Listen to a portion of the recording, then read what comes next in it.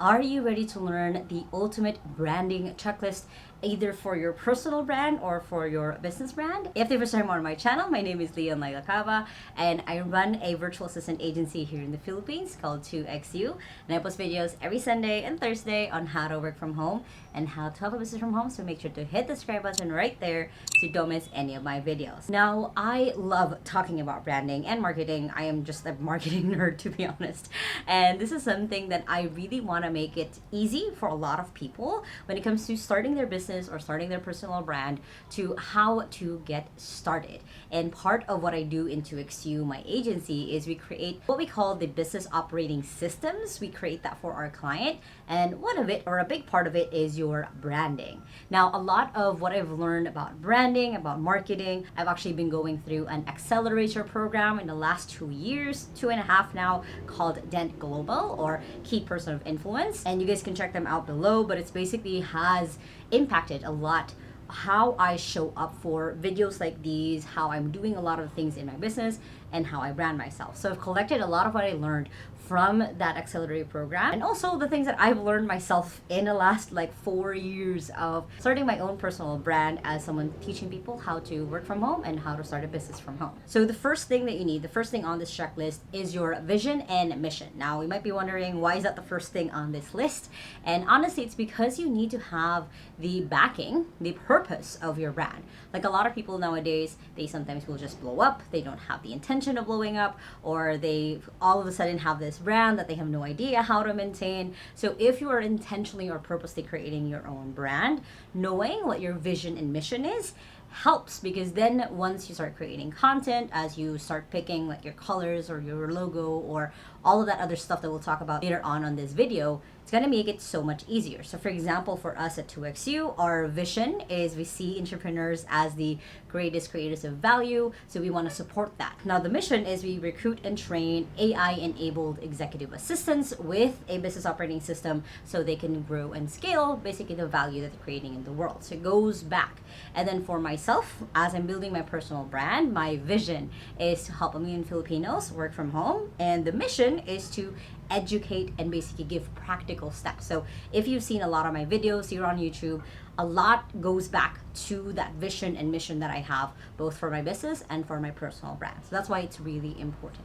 If you have no idea what the difference between mission and vision is what do you see? Mission is how do you actually want to do it. Next is you want to create your brand goal or brand intention. So basically, it goes back to, why do you want to create a brand in the first place? Beyond just your mission and vision, do you want to create a brand so you can get sponsorships? Do you want to create a brand so you can grow your business? Do you want to create a brand so you can have people who you can collaborate with or partner with? It's important that as you are starting this, again, being intentional about it, is that you are making it easier for yourself to know, like, hey, this is what I'm here for. Everything else that will come afterwards is just a bonus. So for example, for me, when I started my personal brand, it was mostly because I wanted to get better at speaking to the camera, because I started out really, really awkward. And also at the same time, I wanted to educate, which a lot of my videos is still educating people on the things that I've learned or things that I read about or I see from other people, and that's kind of continued on. So for you, start with that, and don't be ashamed if you are starting your brand because you want to make money. That's not something to be shameful about. If you're here to create sponsorships, if you're here to get brand deals, make that part of the intention, because as you're creating content, it's going to show up as that way. Next is you want to choose your target audience. So this is important to have at least some sort of person that you have in mind when you are talking. So when you're creating your target audience, you want to think about their age, their gender maybe, what occupation they have, what are their hobbies, what are the problems that they face, and essentially what is the goal that you're getting them towards. Again, when I started my personal brand, it was all about helping people how to work from home, how to get started. A lot of it has evolved to how to become a virtual assistant, but it started from there. So I had this clear picture of the people I wanted to educate, and at that that time was actually my younger sisters because they wanted to learn how to do the work from home thing. And then for 2XU, a lot of the people that I think about these are people who want to start growing their business, start delegating, start growing in with a virtual assistant.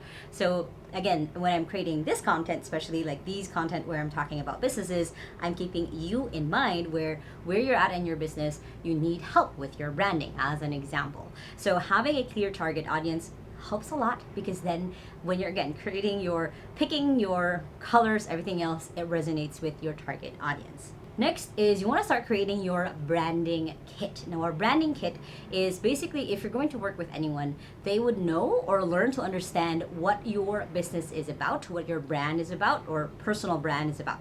So a branding kit, basically, I'm just going to give you guys the most basic part of it. I'm not going to overcomplicate it, but basically you need your brand colors, which your brand colors is basically how you want it to be represented. So for 2XU, when I picked the brand color, I wanted it to be blue because that signify like we are solid, we're backing. For my own brand, I actually did a mix of pink and light blue, mostly because I wanted to be like, hey, we're here to make a change, but we'll make it fun. So depending on what you want to be, there is a whole guide online where you can just look up basically how different colors show different moods or different representations. So you can choose from that. The next thing you want to make sure that you pick is your font. Basically, what is kind of the font that represents your business. Don't overthink it, just make it super clear and simple. I picked my brand fonts like years ago. I haven't really had a feeling to change it. You'll see it all over our Instagram, Facebook, LinkedIn, all of the posts that we have. It's all using that brand. And of course, you want to create your brand voice. There is a really cool tool of a friend of mine from Dasho Content where they will analyze basically from a website what your brand voice is. I'll put that in a link below, but basically it'll grab what you have currently if you already have your website or your content and give you out your brand voice. But what it basically is how would you describe your brand to other people? What will be the voice? So for example, for 2XU, it's very professional, very informative, very straightforward. So what does that sound like for you and your brand? For me, for my own personal brand, it's very fun, it's very vulnerable. I talk a lot about the things that I struggled through and all of that good stuff. So that's how my brand voice is. And you can definitely experiment, you can definitely test out what a good brand voice would be for your brand. But you can definitely just look up Dasho Content. You can use other people's websites. You can use my website, 2XU's website, and be able to see what a brand voice can look like for you. And of course, hopefully not to fail to mention, picking your brand name.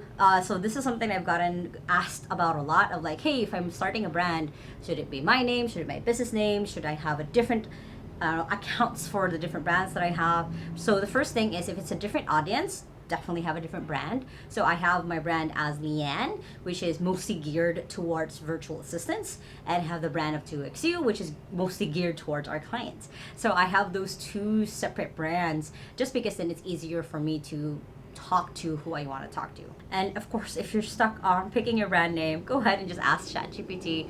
I do have a whole video on how to use ChatGPT for marketing and for branding as well, so you can go and check it out. Next is basically creating your brand mood board. So what this is it's just a really good idea of if someone's going to create graphics for you, blog posts for you, social media posts for you, they have a reference point. So you can create this really quickly on Pinterest. It's just pinning a couple of things that relate to your brand and what it is that you guys do.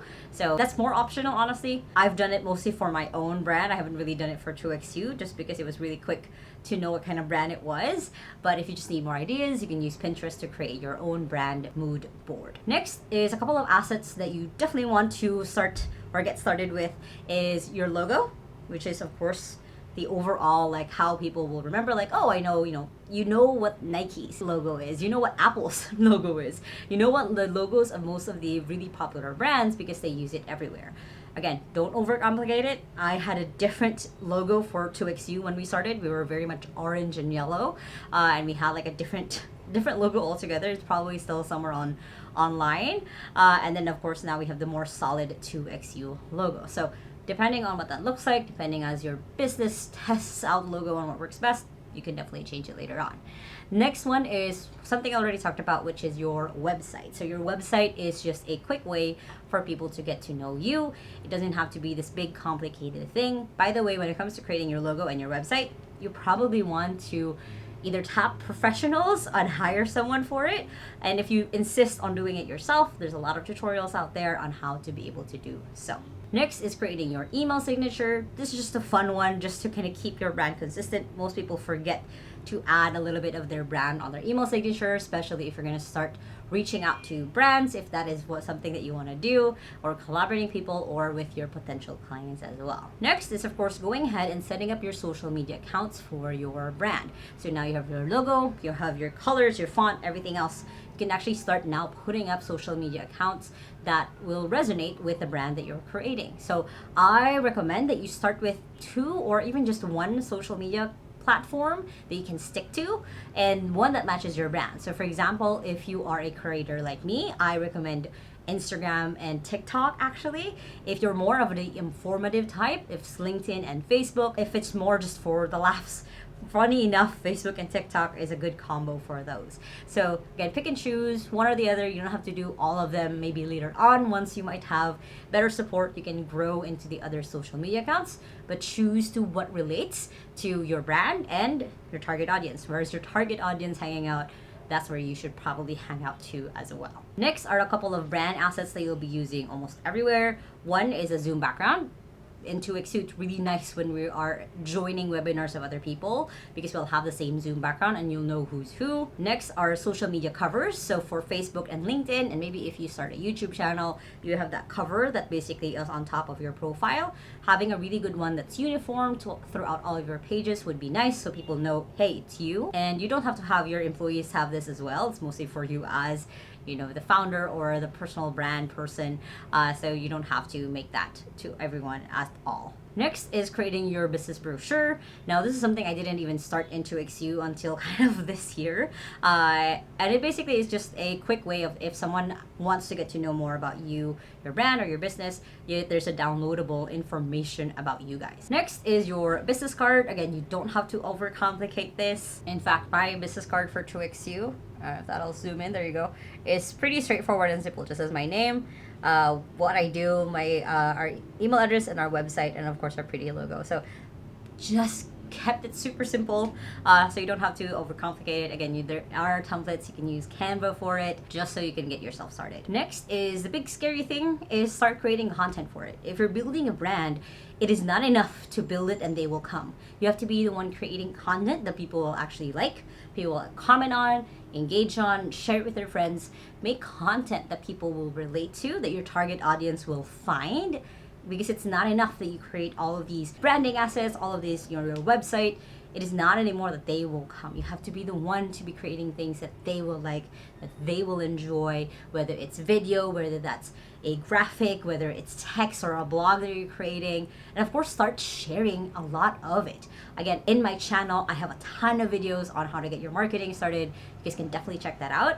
But for starting to create content, just start with the platform that you chose, with type of content that you chose. And for me, when I started out with YouTube, I was just creating a lot of content and sharing it on my social media. And that's the biggest part of this, honestly. If I can give you guys any tip, is you have to be your own biggest cheerleader. It's not enough that you post, it's not enough that you share. You have to be the one like cheering yourself on, sharing about a content you created, reposting it.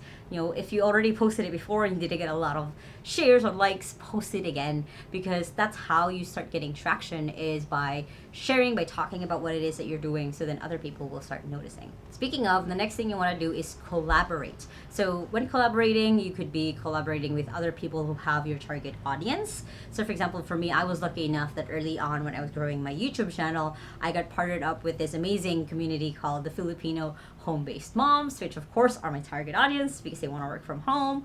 And I was able to partner with them, did an exchange of value with them, basically, where I would teach to their class and I would be able to share my YouTube videos to their group. So it was a good exchange for me, and I did a couple of those when I was starting out, and I still do up to this day. When you're collaborating, you're basically giving value to people, And in exchange, they're able to see you, get to know you, see your brand, see what you're all about, see what your business is about, instead of you just sitting there and hoping that someone will see your content. And lastly, start getting featured.